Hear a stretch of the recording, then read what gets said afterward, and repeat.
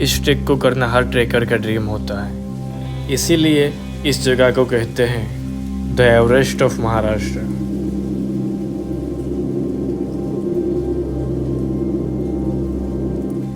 पर हमने इस ट्रैक को आसान समझकर बिना प्रॉपर इन्फॉर्मेशन और बिना ट्रैकिंग गाइड के ही निकल गए, वो भी सिर्फ 2 ही जन। और जिस बात का डर था वही हुआ।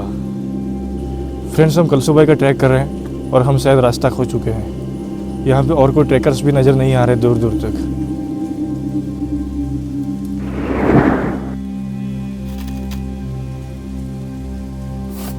कसारा रेलवे स्टेशन से शेयरिंग टैक्सी या शेयरिंग बस आपको 100 से 200 रुपये में सीधा यहाँ के बेस विलेज बारी विलेज तक पहुँचा देगी। बारी विलेज प्रॉपर हाईवे से कनेक्टेड है, इसीलिए आप बिना प्राइवेट व्हीकल के भी इजीली इस विलेज तक पहुँच सकते हो। और इसी बारी विलेज से ही हमारे ट्रैकिंग की शुरुआत भी होती है। और ये विलेज सच में काफ़ी खूबसूरत है। वैसे तो इस विलेज में काफ़ी सारे होम स्टे अवेलेबल हैं, पर हम रुके हैं होटल अथर्व में, क्योंकि यहाँ पे आपको रूम्स के साथ ब्रेकफास्ट, लंच, डिनर सब एक ही साथ एक ही जगह पे मिल जाएगा। अगर आप यहाँ पे ग्रुप्स में आते हो तो 7 से 8 लोग आराम से सो सकते हो। रूम्स काफ़ी सिंपल है, पर इतने रिमोट एरिया में इतनी फैसिलिटी भी मिलना बहुत बड़ी बात है। इस रूम का हमने पे किया 1000 रुपया, और इसका टाइमिंग है अगले दिन ट्रैकिंग के बाद फ्रेश होने तक का।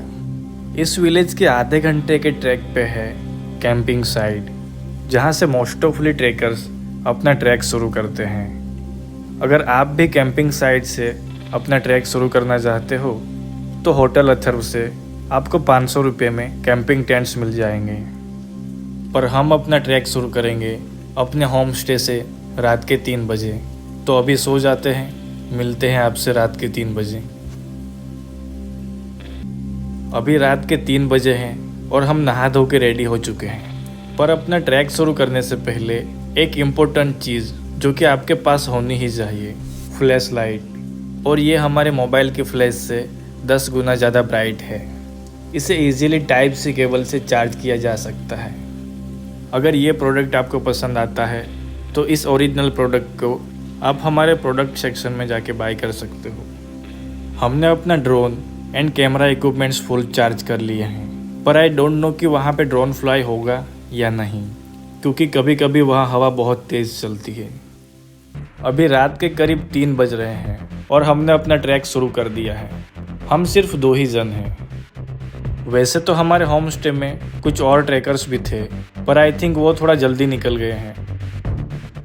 हमें ट्रैकिंग शुरू किए हुए आधा घंटा हो चुका है, पर पता नहीं क्यों रास्ता धीरे धीरे छोटा होते जा रहा है और ग्राउंड टेम्पल अब तक आ जाना चाहिए था। और फिर हमें एहसास हुआ कि हम शायद रास्ता खो चुके हैं। फ्रेंड्स, हम कलसुबाई का ट्रैक कर रहे हैं और हम शायद रास्ता खो चुके हैं। यहाँ पे और कोई ट्रैकर्स भी नज़र नहीं आ रहे दूर दूर तक। आप भी कलसुबाई आने की सोच रहे हैं तो अपने साथ एक टूर गाइड ज़रूर लाएं, नहीं तो आपको भी हमारी तरह दिक्कत हो सकती है। हमने थोड़ी देर सोचा और डिसाइड किया कि हम लाइट को फॉलो करेंगे। लाइट को फॉलो करते हुए हम एक जगह तो पहुँचे, पर यहाँ कोई भी नहीं है। अब हमें थोड़ा सा डर लगने लगा है। हम बिल्कुल हार मान चुके थे और हम सोच रहे थे कि हम अपना ट्रैक यहीं पे ख़त्म करते हैं और रिटर्न वापस चलते हैं। पर तभी दूर से किसी की सीटी बजने की आवाज़ आई। हमें लगा कि कोई ट्रैकर हमें सही रास्ता दिखा रहा है और हम दौड़ के उसी तरफ चले गए। थोड़ा दूर जाते ही दुकानें आने लगी, तब जान में जान आई। अब हम सही रास्ते पे हैं। पर अचानक हमें याद आया कि जिसने भी सीटी बजाई थी वहाँ हम दौड़ के गए थे, पर वहाँ हमें ना तो कोई ट्रैकर दिखा और ना ही दूर दूर तक कोई लाइट। पता नहीं गाइस, ये कलसुबाई के दर्शन है या कोई फरिश्ता, पर अब हम सही रास्ते पे हैं। अभी हम ग्राउंड टेम्पल के पास पहुंच चुके हैं। जो भक्त ऊपर जाने में असमर्थ है, यह टेम्पल खास उनके लिए बनाया गया है। थोड़ा सा आगे चलते ही हम पहुंच गए कैंपिंग साइट तक। यहाँ आके एहसास हुआ कि हम अकेले नहीं हैं। काफ़ी ट्रैकर्स अपना ट्रैक यहाँ से शुरू करते हैं। फ्रेंड्स, असली ट्रैक तो यहाँ से शुरू होने वाला है, ट्रैकिंग के दौरान 90% ट्रैकर्स ये गलती करते हैं कि अपने साथ एक्स्ट्रा लगेज और वाटर बॉटल्स लेके आते हैं और ज़्यादा वेट होने के कारण वो जल्दी थक जाते हैं। तो कोशिश करिए कि कम से कम लगेज और कम से कम वाटर बॉटल्स अपने साथ कैरी करिए, क्योंकि यहाँ पे रास्तों में थोड़ी थोड़ी जगह पे आपको बहुत सारे फूड स्टॉल एंड शॉप्स मिल जाएंगे, जहाँ पे वाटर बॉटल्स, स्नैक्स, फूड वगैरह आपको मिल जाएगा। ट्रैकिंग का रास्ता काफ़ी स्लिपरी है और कुछ जगह पे तो सीधी चढ़ाई है, तो हो सके तो अपने नॉर्मल शूज़ अवॉइड करके ट्रैकिंग शूज़ पहन के आइए। अभी हम पहुंच चुके हैं फर्स्ट सीढ़ी के पास। ऐसी हमारे ट्रैक में कुल 4 सीढ़ियाँ आएंगी। दोस्तों ये सीढ़ियाँ मेटल की बनी हैं और इन पे पैर रखने की जगह भी काफ़ी कम है। दोस्तों इस ट्रैक की खास बात मुझे ये लगी कि यहाँ पे पूरे रास्ते नेटवर्क आ रहे हैं, इवन यूट्यूब भी चल रहा है। ये एक प्लस पॉइंट है इस ट्रैक का। अब हम कलसूबाई पीक पे ऑलमोस्ट पहुँचने वाले हैं। फिलहाल हम टॉप कैंपिंग साइट तक पहुँच चुके हैं। यहाँ काफ़ी सारे फूड स्टॉल्स हैं। सबसे पहले ब्रेकफास्ट करते हैं, फिर आगे का ट्रैक कंटिन्यू करेंगे। काफ़ी ट्रैकर्स यहाँ पीक के पास ही कैंपिंग करना पसंद करते हैं, तो उनके लिए ये शॉप्स ओनर्स शॉप के अंदर ही टेंट प्रोवाइड करते हैं। तो काफ़ी ट्रैकर्स दिन में ट्रैक करके नाइट में यहाँ पे रुकते हैं। तो ये शॉप्स ओनर 700 से लेके 1000 टेंट के चार्ज करते हैं। खाना पीना उसी में इंक्लूड होता है। हमने ब्रेकफास्ट कर लिया है और हम निकल चुके हैं पीक की तरफ। अब हम बस कुछ कदम की दूरी पे हैं। फाइनली 4.5 घंटे के ट्रैक के बाद हम पहुंच चुके हैं हाईएस्ट पीक ऑफ महाराष्ट्र।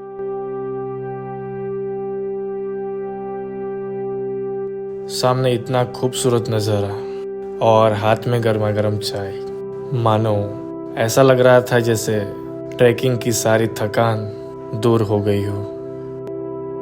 धीरे धीरे आसमान ने भी अपना रंग बदलना शुरू कर दिया है। वाओ,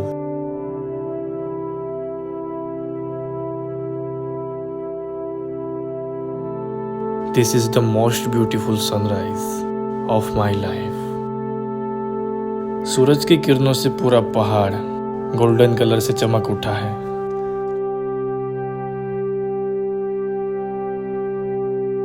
लाइफ में एक बार इस जगह को जरूर महसूस करिए।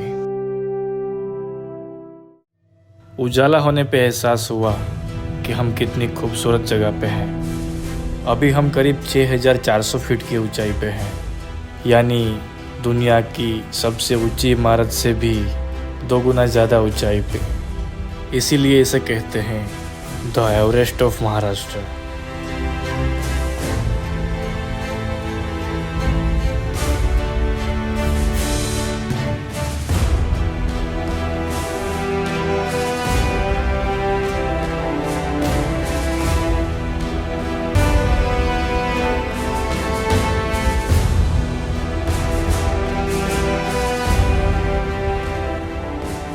इस माउंटेन के पीक पे स्थित है कलसूबाई देवी का टेम्पल। दोस्तों स्थानिकों के अनुसार एक औरत को रोज जंगल में किसी लड़की की आवाज़ सुनाई देती थी।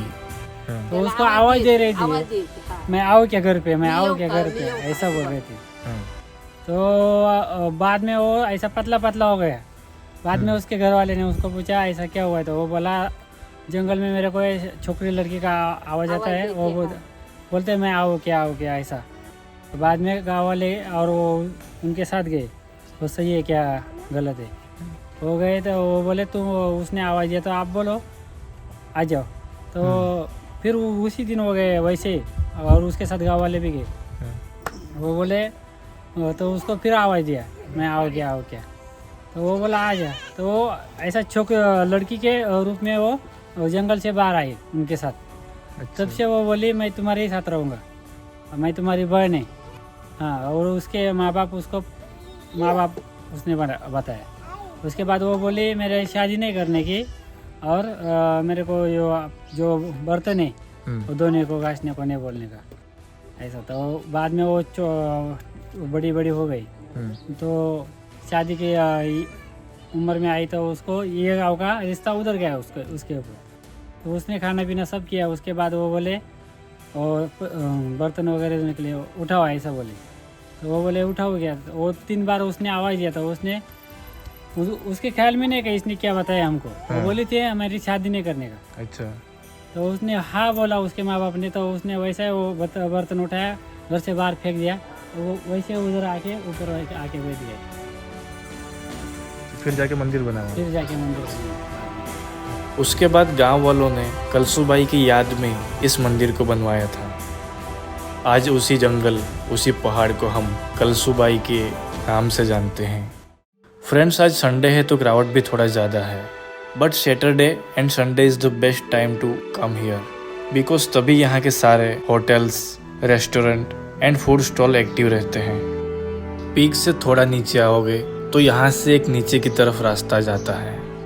ये रास्ता हमें ले जाता है इस खूबसूरत जगह पे। कई छोटे बड़े पत्थरों को जोड़ के कलसूबाई लिखा गया है। इस लिखे गए कलसूबाई वर्ड को कई किलोमीटर दूर से भी पढ़ा जा सकता है।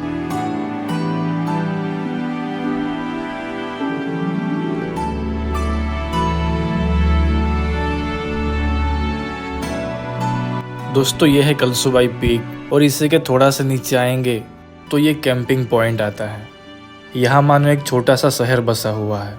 यहाँ खाने पीने के लिए बहुत सारे रेस्टोरेंट, फूड स्टॉल्स और कैंपिंग के लिए टेंट्स रेंट पे मिलते हैं। कैंपिंग टेंट के रेंट कुछ इस तरह से हैं। पर पर्सन 1000 रुपये आहे और जेवण, नाश्ता, ब्लँकेट वगैरह सगळं मिळतं आहे त्याच्यात। ये इनके कॉन्टैक्ट डिटेल्स हैं, आप ऑनलाइन भी बुकिंग करके आ सकते हो। यहाँ पे काफ़ी सारे रेस्टोरेंट हैं। यहाँ आपको लंच, ब्रेकफास्ट, डिनर सब मिल जाएगा। चलिए सबसे पहले ब्रेकफास्ट करते हैं, फिर चलेंगे नीचे की तरफ। यहाँ ब्रेकफास्ट के मल्टीपल ऑप्शंस अवेलेबल हैं।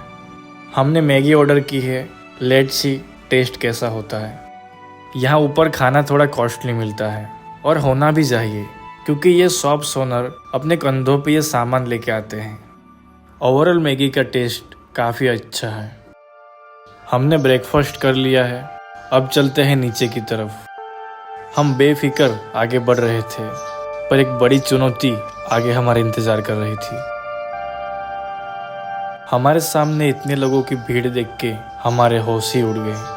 पहली बारी में तो हम समझ ही नहीं पाए कि इतने लोग रुके क्यों हैं। फिर पता चला कि रात में चढ़ते टाइम तो आसानी से चढ़ गए थे, पर नीचे उतरना खतरे से खाली नहीं है। फ्रेंड्स, अगर आप भी वीकेंड में कलसूबाई ट्रैक करने आ रहे हो हो सके तो सनराइज देख के तुरंत उतर जाइए, नहीं तो आप भी हमारी तरह इन लाइनों में फंस सकते हैं। फाइनली 3 घंटे वेट करने के बाद हमारा नंबर आया।